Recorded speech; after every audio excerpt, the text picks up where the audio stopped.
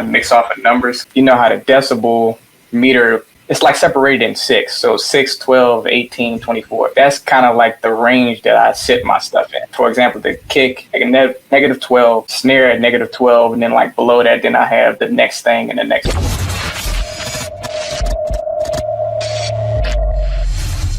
Let's be honest, you're not gonna find these videos anywhere else. Why? Because I make them. So it would really help me out if you subscribe. If you've already subscribed, what also really helps is if you like the video and leave a comment. It's hard in the era of clickbait videos on YouTube and negativity in the producer community, and I appreciate your support. Thank you so much.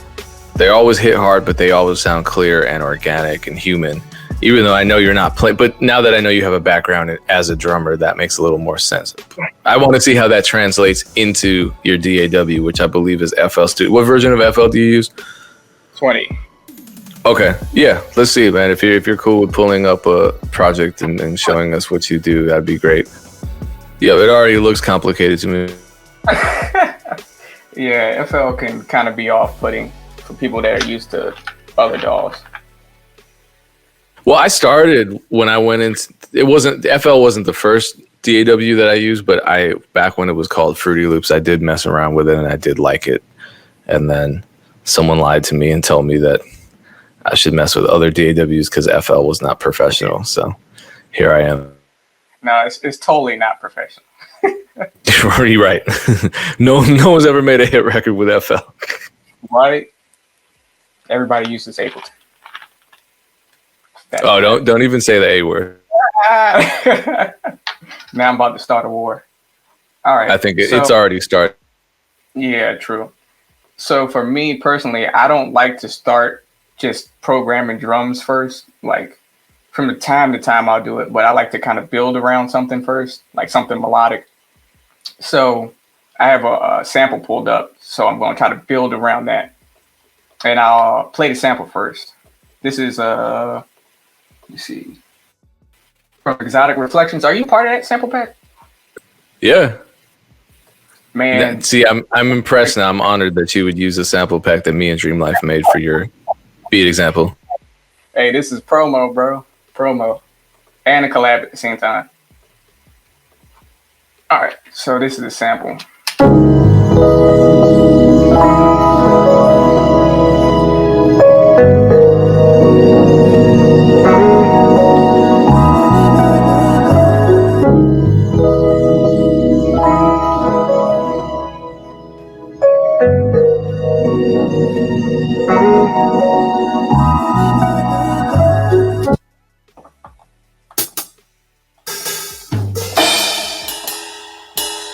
I like using romplers a lot, or like I guess that's what you call it, right? Like just drum plugins. A native one in FL is the FPC. Like I think it's kind of slept on by people, but like giving that live type of drum feel, like this is something I love to use. So I'm gonna add a ride here.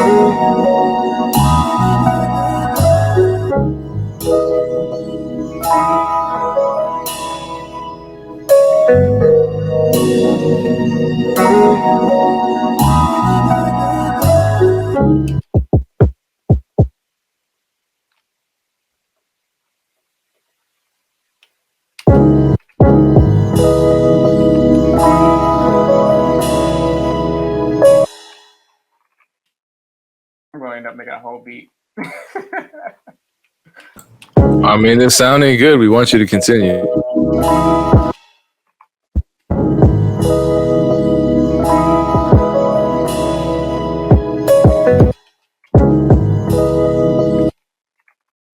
So I noticed you do the velocity trick a lot, but you do that on your hi-hats too, right?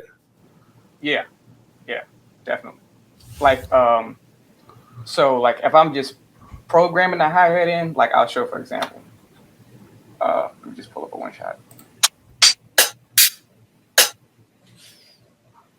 So if I'm programming it in like this, like clicking it in, then I'll go in and mess with the velocity. But if I'm playing the hi-hat like with a VST, I just leave the velocity how it is when it comes out the MIDI, so that it has that more live feel instead of like going in and tweaking it. Someone wants to know if you pan your hi-hats. It depends on the beat. Like on a beat like this, like mixing wise. That's a good question. I know what you're saying though. Is it the stylized panning or is it the mixed basic panning? Yeah, the stylized panning here and there depends on the beat. Mixing, yeah, a little bit. I'll pan a little bit, but I don't pan like super crazy or nothing. Okay, so you're not hard panning your percussions. I'm not panning super far left, super far right, nothing like that. Like just maybe like a little nudge here and there.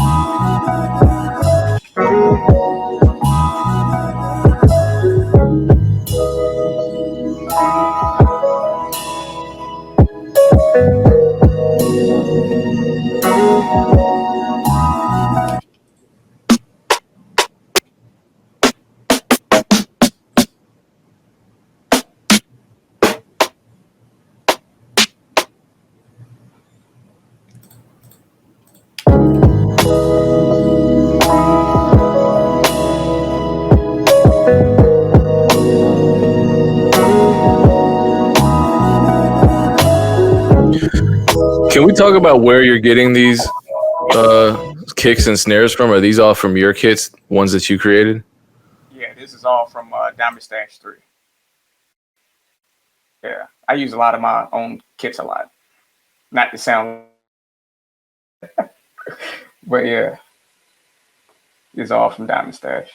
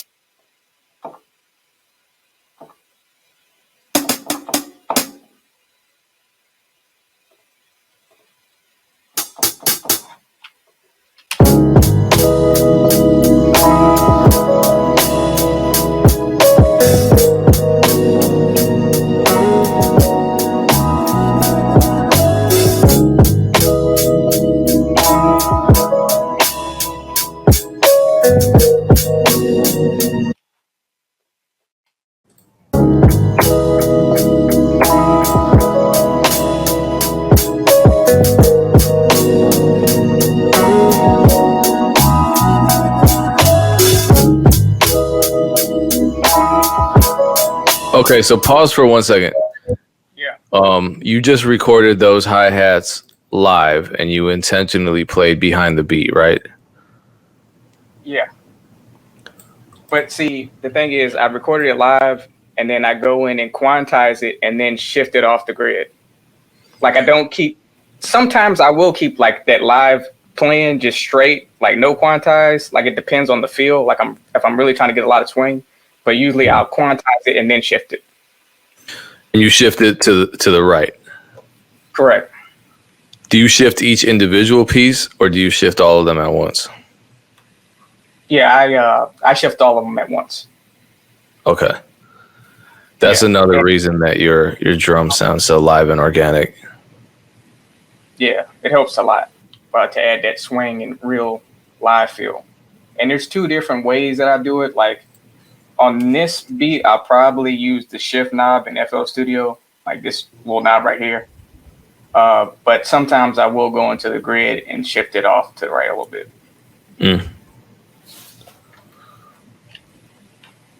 So I'll actually show it right now. Let's see what it sounds like off the grid.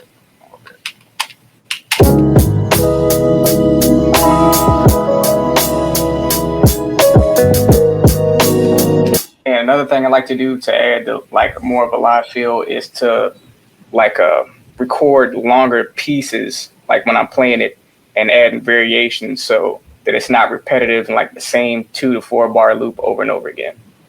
So that's why I'm going to re-record the hi-hats on the next 4 bars and add a little bit of variation. Okay, so you find that it's better to work in 8-bar sections just to add more of a dynamic? Right. And then when I'm structuring out the beat, like I might add even more variations in like the verse sections and stuff like that to make it more interesting.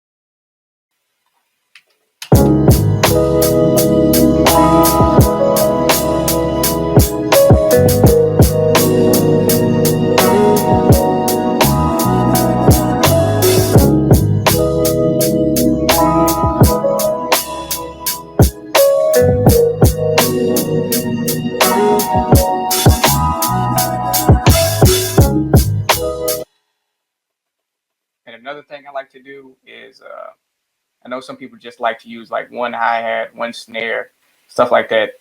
I like to layer my stuff. So sometimes I have like 3 to 4 layers of just hi-hats alone. And I know that's not like excess, but I don't know. I just feel like it adds more groove and vibe to the beat or to the drums.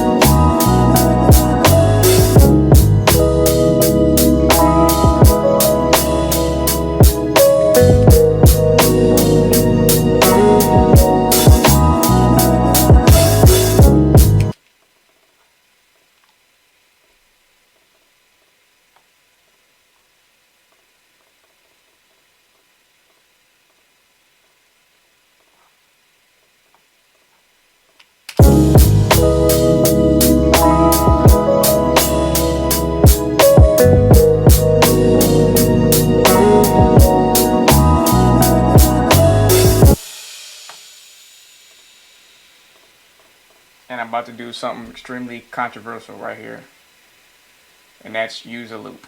I know a lot of people don't like using loops and shit, but like it's great to add underneath the drums that you already have to add more bounce and feel to it. So I'm look through some.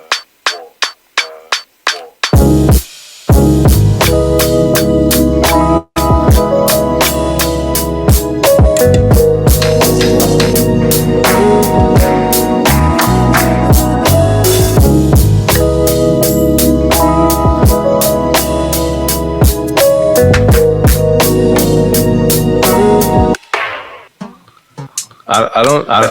I think Twitch might ban us. Why? Because you're using loops. Yeah, that's a possibility. Yeah, I think we're all gonna lose our beatmaker licenses for this one. Yeah, I love loops, bro.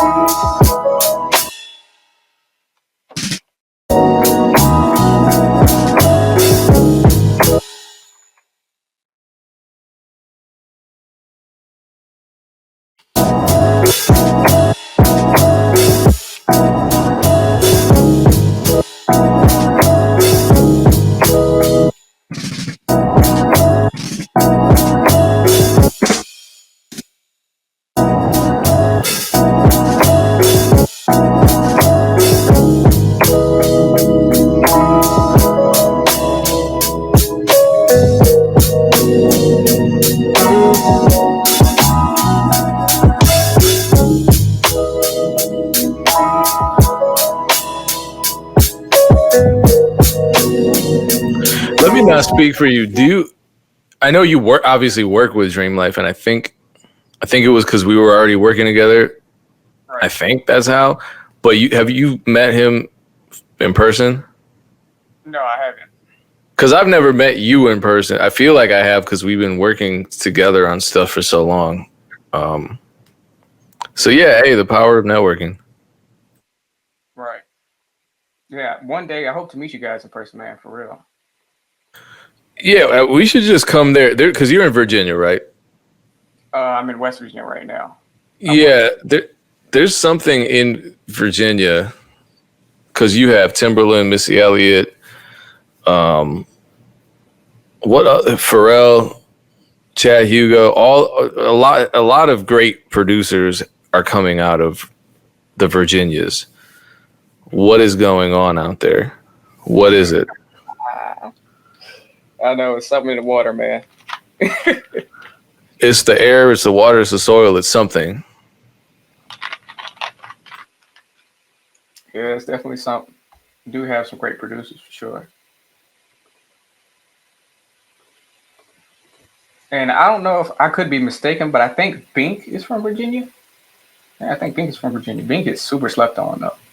Yeah, that would. I mean, if you put that list together, I mean, like, what else can you say about the Virginias other than I respect their producer lineage out there? So hey, it might just be Knots too. It might just be impossible to be a bad producer from the Virginias? Yeah. I don't know. We might have some bad producers. You just won't know about them. Yes, I guess there's a big cover up happening in Virginia. They're covering it up in Virginia. They don't want their reputation tainted. Yeah, we cover up the white producers.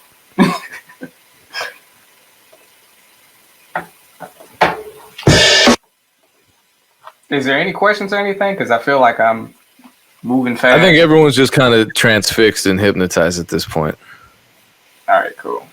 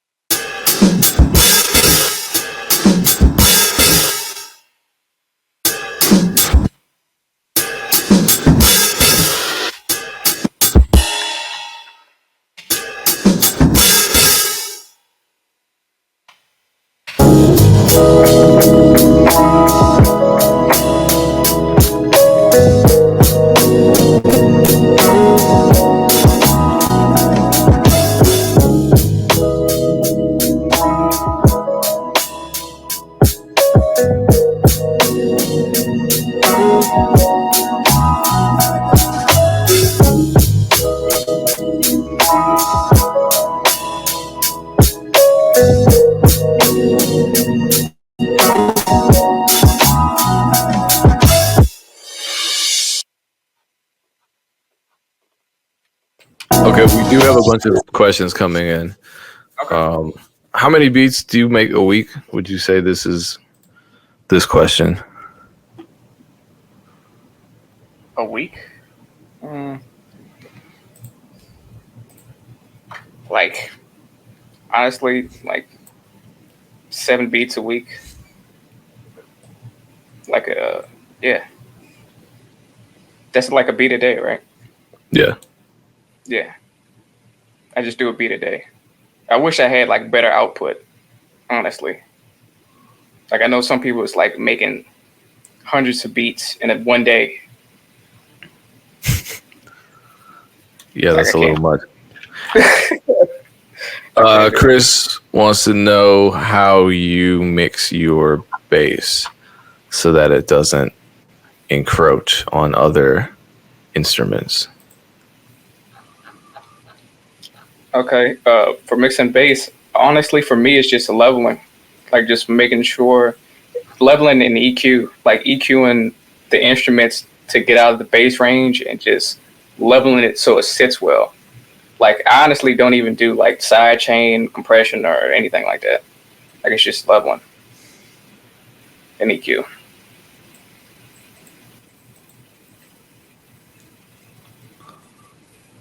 All right, I'll continue asking questions as they come through and posting comments temporarily up in the screen. All right.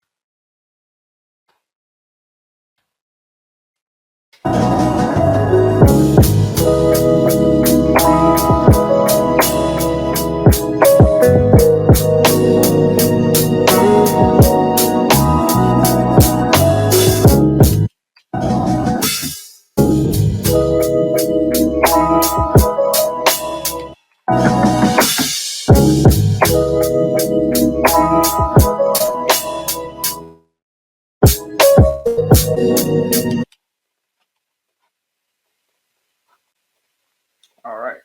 That's pretty much like the basic right there. Like, so maybe I should go into like showing how like I approach mixing, because that's pretty much like it. Honestly, I probably wouldn't do too much more.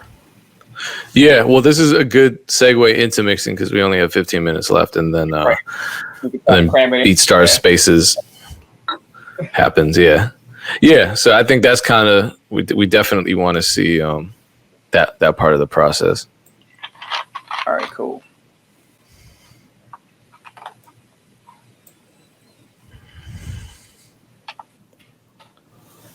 First thing I like to do is just reset everything so back to normal.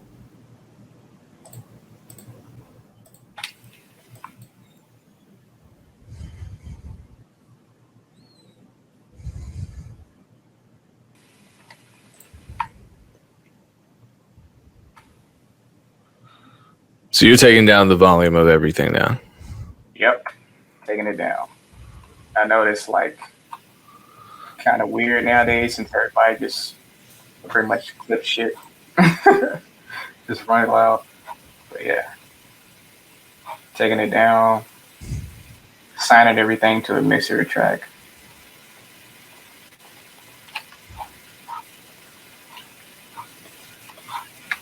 And I lower it down to nothing.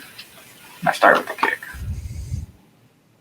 For me, I like to have my kick at -12. And then I kind of, this is going to sound like weird, but I kind of mix off of numbers. Like, I don't know if that's, I think other people kind of do. It just works for me. Like the, you know how the decibel meter on most like plugins or software, like goes from, it's like separated in 6. So 6, 12, 18, 24. That's kind of like the range that I sit my stuff in. So I have like, for example, the kick like -12, snare at -12, and then like below that, then I have the next thing and the next thing. Okay, that's interesting. Yeah, it's kind of a weird thing, but it works.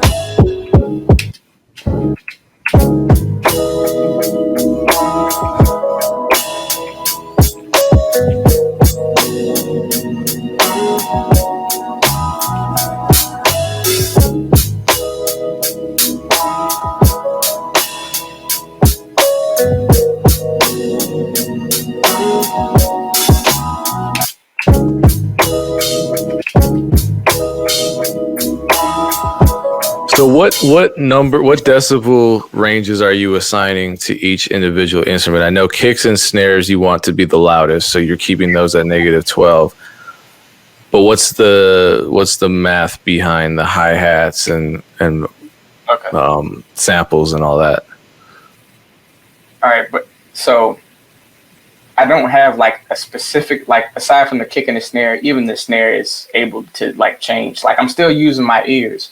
So like, preferably I want my snare to be at the kick level, but sometimes the snare could be super saturated. So I'll pull it down to like -18. So the other stuff is like hi-hats, as you can see, like right here. I like to usually keep them, like for a beat like this, I'll keep it kind of low, like 24, 30. Like for the backing hi-hat, I got that like around -30. And it's at 24. But it's like, I'm still using my ears. So if I thought that was too quiet, I would raise it up to -18, if that makes sense. So I don't really have like a specific set value. But you're sticking to multiples of 6. Right. It's like a rule or a guideline to follow, but I still have to use my ears to figure out what is too loud. Like, there's no way you can just set one sound like just to one level, because you have, different beats and stuff like that. So you can't just set it to one value and be like, oh, it's always got to be this.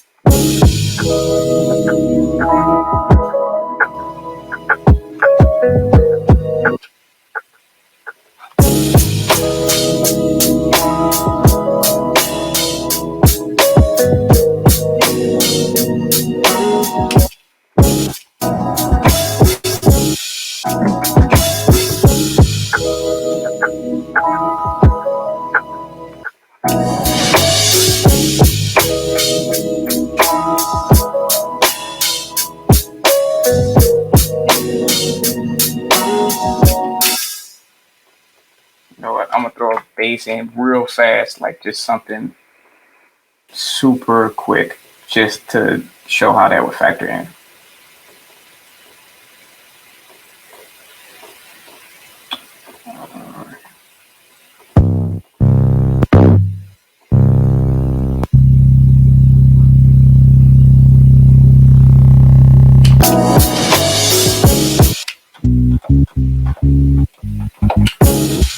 I hope you send me this beat when you're done.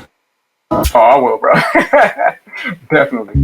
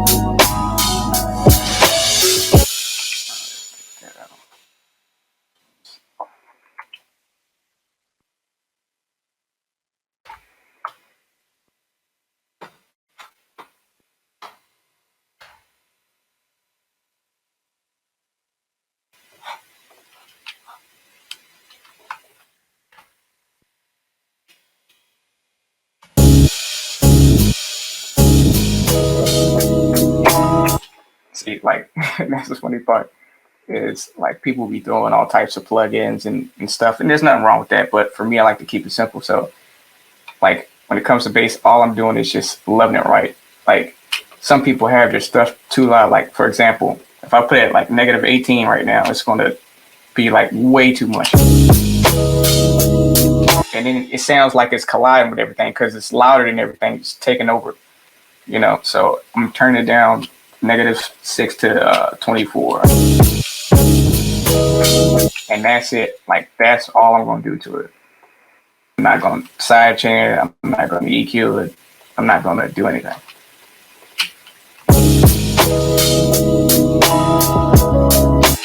Ooh, no, that's nasty.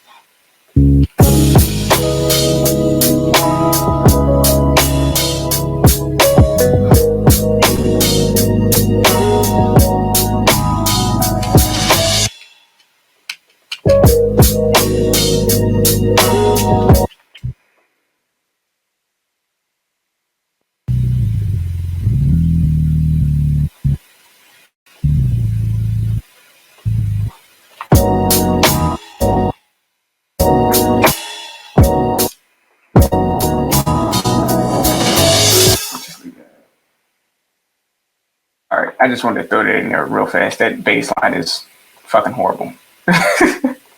It's terrible. But yeah, that would be like my approach for like adding in the bass, like just leveling it, and that's it. And then the last thing I'm gonna show real quick before we get off of here.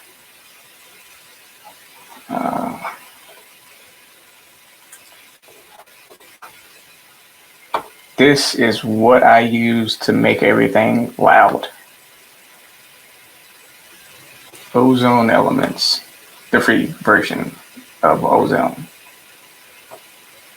Well, I think it's paid for, but I think I got it for free on a deal or something like that.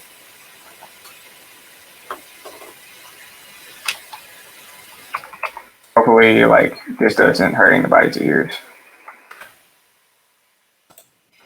Oh, damn. It's way down there. Yeah. Like when I'm mastering, like I like to push it quite a bit to make sure like it knocks. So yeah, I do quite a lot of master compression with the limiter. You know what? I actually might set it a little bit lower.